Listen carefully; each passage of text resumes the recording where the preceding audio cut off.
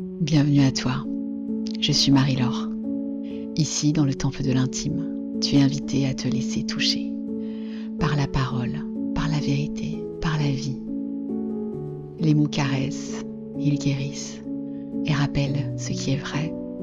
Il n'y a rien à comprendre, juste à ressentir et te laisser toucher. Bonjour et bienvenue à toi pour ce nouvel épisode du podcast Toucher. Aujourd'hui, je vais aborder un sujet qui me tient vraiment à cœur. Je pense que ça a été un sujet fondateur, pionnier dans ma vie. Pendant longtemps, je pense que je l'ai vu comme une fatalité. Et aujourd'hui, je le vois vraiment comme une destinée et une opportunité de grandir. Aujourd'hui, je vais te parler de la façon dont je suis touchée par les non-dits, par les silences, par les miens, et parce qu'ils m'ont conduit à parfois choisir. C'est un sujet qui m'a longtemps persécuté, dire la vérité. Je crois que pour comprendre, faut revenir à la racine, à l'enfance. Bien souvent, quand on a une quarantaine d'années et qu'on ne peut pas dire les choses, c'est que dans l'enfance, il y avait une spontanéité, une impulsivité de vérité. Et on ne voyait pas le mal. Moi, dans mon enfance, je pense que j'ai souvent dit la vérité. J'ai dit ce que je ressentais, ce que j'aimais, ce que j'aimais pas, ce que je voulais. Et je me rendais compte qu'en fait, quand on était comme ça, on n'était pas aimé. On était rejeté. Limite harcelé. Et récemment, j'ai revécu ces moments au collège, au lycée, où on ouvre son cœur en fait pour la première fois, avec beaucoup d'innocence et de crédulité, et où on a mal aussi pour la première fois, vraiment. L'idée ici est de parler justement de ces non-dits. Dans non-dits, il y a tous les noms que j'ai pas dit. Simplement pour être aimé à chaque instant. En fait, en réalité, c'est toujours une histoire d'amour. C'est ce que je vous dis souvent, mais c'est vrai. C'est toujours une histoire d'amour. Et quand on ne dit pas non, parfois on n'en est même pas capable. Parce que dire non, c'est souffrant. Parce qu'il y a quelque chose qui est encore plus fort. C'est la peur de faire du mal à l'autre. Alors on se tait. Parce qu'on se sent assez fort pour encaisser. On se sent assez fort pour s'oublier. En fait, c'est plus facile de se faire du mal à soi en se taisant que d'en faire à l'autre et de ne pas être aimé. Je crois que les non-dits, les silences dans ma vie ont été un poids avec lequel j'ai avancé toute ma vie. Et c'est peut-être le plus grand enseignement de cette existence. Après le collège, le lycée, je vais faire des choix qui n'ont pas forcément été les bons à l'époque. Et pourtant, j'étais en train de m'initier, d'expérimenter la vie en fait. et d'accueillir tout de moi. Donc j'ai rencontré évidemment une personne qui m'a initiée de toutes les manières possibles, à travers les extrêmes. Un homme qui m'a fait expérimenter beaucoup de choses à travers la sexualité, mais aussi à travers la foi. Je n'entrerai pas dans le détail sur cet épisode-là. Ce sera l'objet d'un épisode en entier. Mais en tout cas, à la suite de ça, à la suite de ce que j'avais vécu et de la honte qui s'était associée à cet événement-là de ma vie, j'ai choisi de me taire. J'ai choisi de fermer une boîte de Pandore, comme j'appelle souvent ces silences et ces non-dits. J'ai décidé de fermer absolument tout de cette partie de moi, de la terre. Pendant 22 ans, j'ai gardé le silence. Tout le monde m'enviait dans cette vie-là. Tout le monde me disait que j'avais tout pour être heureuse, que j'étais brillante, que je réussissais tout ce que je touchais. Et pour autant, ces non-dits à l'intérieur de moi pourrissaient. Et j'utilise vraiment le terme pourrir parce que c'est vraiment ce que ça a été. Parce que le silence, les non-dits, c'est vraiment des coups de poignard qu'on s'inflige à soi. Et j'ai envie de dire, c'est pas bien ou mal. C'est juste un constat à réaliser. Et c'est aussi pour ça que la communauté de l'intime a été créée. Pour qu'il y ait un espace où on peut dire sa vérité sans être jugé. Des espaces qui sont bien rares dans cette vie. Des espaces qui sont tellement précieux. J'aurais voulu en avoir à cette époque-là. Sortir du silence. Mais même mes amis les plus proches n'ont pas compris. Ils m'ont parfois regardée comme une victime. Parfois, ils ont voulu me sauver. Mais à aucun instant, j'ai eu l'espace pour être accueillie telle que j'étais.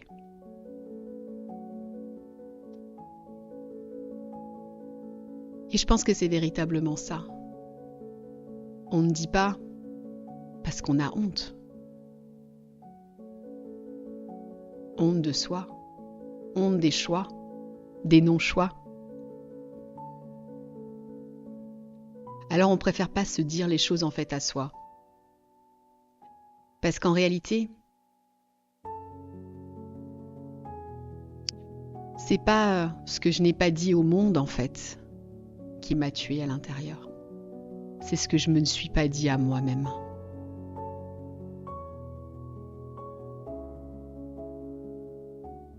Et c'est dur, hein. C'est dur de réaliser ça après des années. C'est ta capacité à se parler à soi, à s'adresser avec amour à soi. C'est ce que les non-dits, c'est ce que la répression, la retenue, la convenance, les conditionnements nous invitent à faire. Et je parle bien d'invitation, pour pas dire de contrainte. Parce que ça parle aussi de notre éducation, de cette société où on ne peut pas tout dire, tout exprimer. On pourrait être puni, jugé, enfermé. Peut-être qu'en réalité, on revient à des peurs vraiment ancestrales.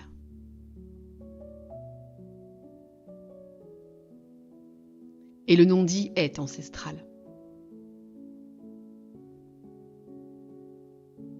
Et puis au fur et à mesure des années, j'ai appris à réouvrir cette voie à l'intérieur de moi, pour moi. Et sur ce chemin, j'ai été incomprise. Des gens sont partis. D'autres sont arrivés. Et je commençais petit à petit à dire ce que je voulais, ce que je désirais, ce que j'avais envie de vivre. Mais ce n'est possible que quand on est intime avec soi. Les non-dits sont juste une information sur ce qu'on ne se dit pas, sur ce qu'on cache, sur nos peurs viscérales d'être rejeté, de ne pas être aimé dans notre entièreté. Mais c'est pas à l'autre de faire ça.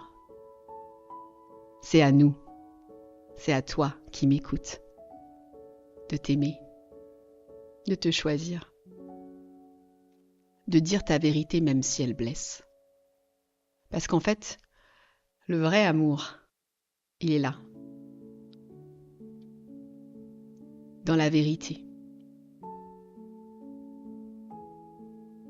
J'ai eu cette chance de rencontrer des thérapeutes extraordinaires, de co-construire avec eux. Ils avaient un point commun, la vérité. Ils ne rentraient pas dans les histoires que je racontais. Ils ne les acceptaient pas. Ils m'invitaient toujours à regarder un autre endroit. Et c'est ce que je fais aujourd'hui. Je t'accompagne à porter un nouveau regard sur toi. Porter une nouvelle voix sur toi. Avoir de nouveaux mots pour toi. Avoir de l'égard pour toi.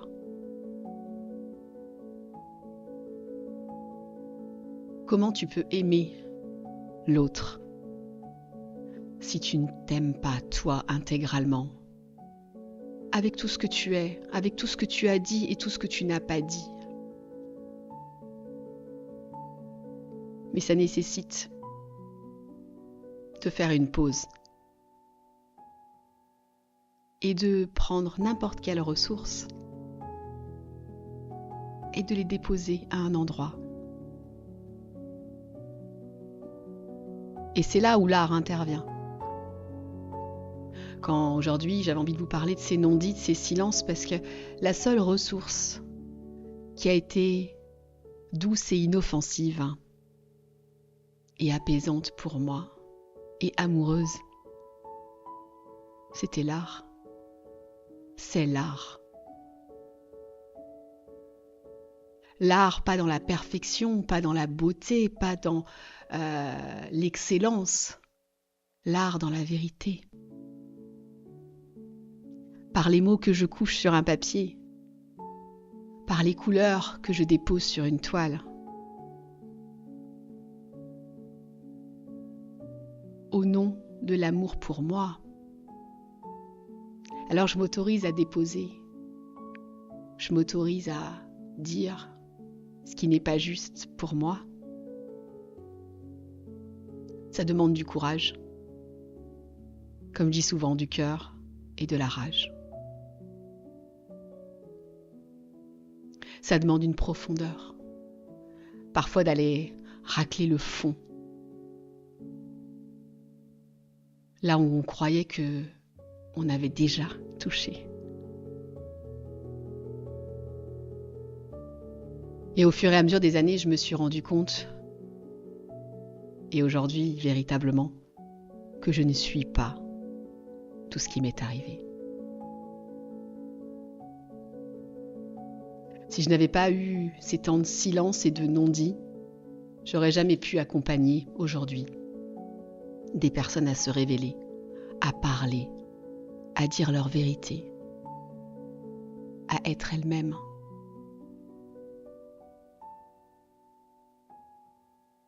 Si je n'avais pas perdu la foi à un moment donné, en moi tout simplement, je n'aurais pas pu la retrouver. Parce que j'avais goûté à cette à ce plus grand, à ce grand mystère.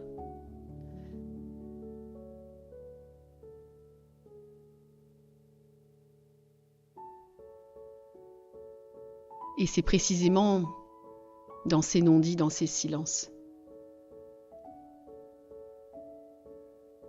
que j'ai rencontré le plus souvent la foi.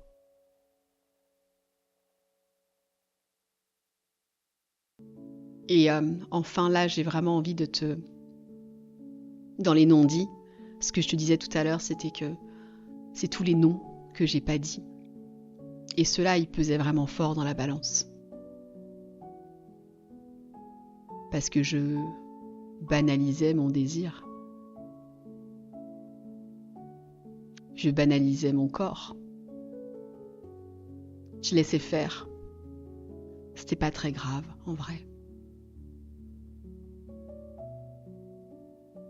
Mais quand tu dis oui à l'autre, sans concerter, sans consentement à l'intérieur de toi, pas avec l'autre, avec toi, c'est à toi que tu dis non. C'est toi que tu refuses d'aimer à ce moment-là.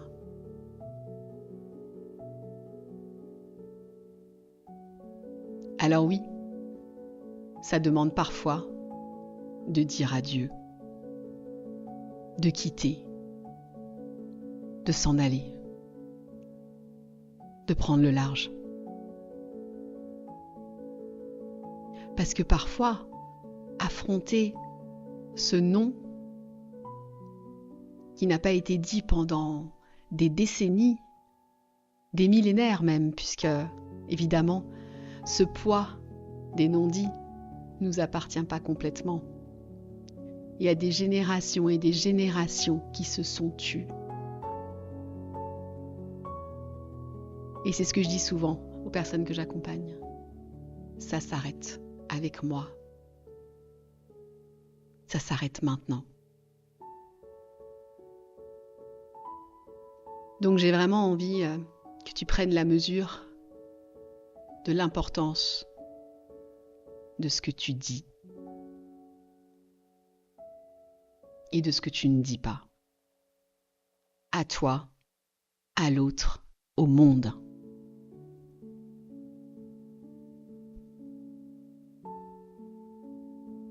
Et j'ai vraiment envie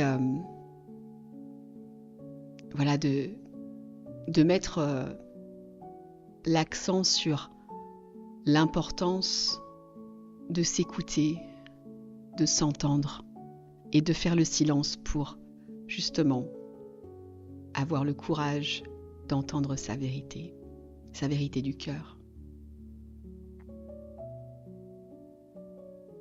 Le féminin divin qui descend en nous. En réalité, souvent quand il y a eu des silences, des non-dits dans l'incarnation, c'est parce qu'il y avait une peur viscérale d'être rejeté et de ne pas être aimé. Mais je répète, parce que ça semble important de répéter, c'est pas à l'autre de faire ça, c'est à toi. C'est à toi de regarder le miroir chaque matin et de te dire à quel point tu aimes cette âme si vraie et si pure. Parce que tu es le véritable amour de ta vie. Tu peux te raconter toutes les histoires que tu veux, mais c'est toi le véritable amour de ta vie. Tu peux attendre l'amour de l'extérieur, la validation de l'extérieur.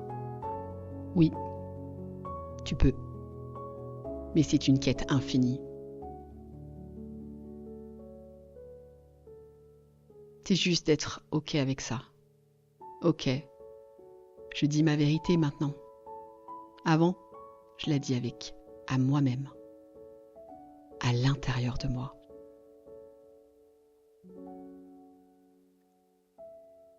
Et c'est un peu comme si on avait mis une mèche, vous savez, comme une mèche de pétard, à l'endroit même où tout était enfoui, éteint, silencieux, et qu'on faisait tout exploser de l'intérieur.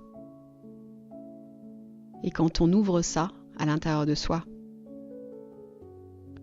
c'est là que la rose peut s'ouvrir vraiment. L'expansion, l'ascension, et la vérité peut circuler.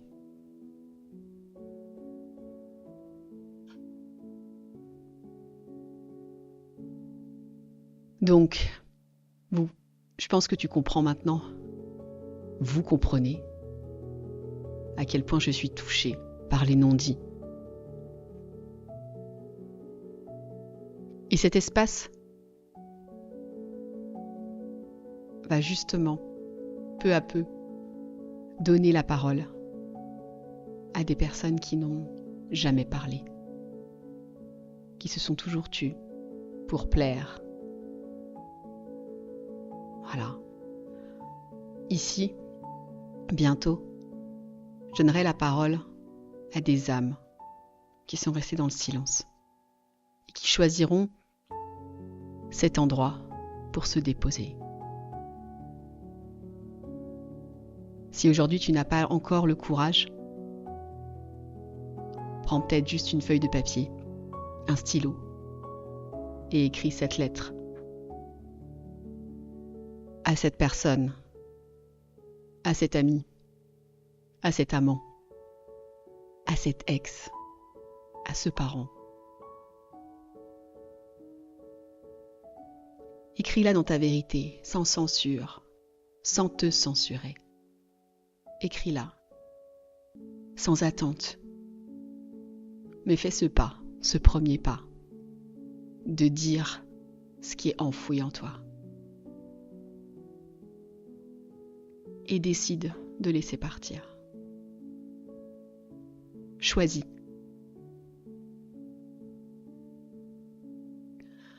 Voilà ce que j'avais envie de te partager aujourd'hui. Tu peux dire les choses, t'exprimer et être aimé. Pas par tout le monde. Mais être aimé par tout le monde, c'est être aimé par n'importe qui. Alors, choisis-toi, aime-toi. Et évidemment, tu sais que l'espace de la communauté de l'intime réouvre chaque mois, si tu as envie de te déposer. J'espère que cet épisode t'aura plu, aura peut-être touché quelque chose en toi, résonné. En tout cas, où que tu sois, je te souhaite le meilleur et je t'envoie plein d'amour dans ce que tu vis, dans ce que tu traverses. Et puisse la foi t'accompagner.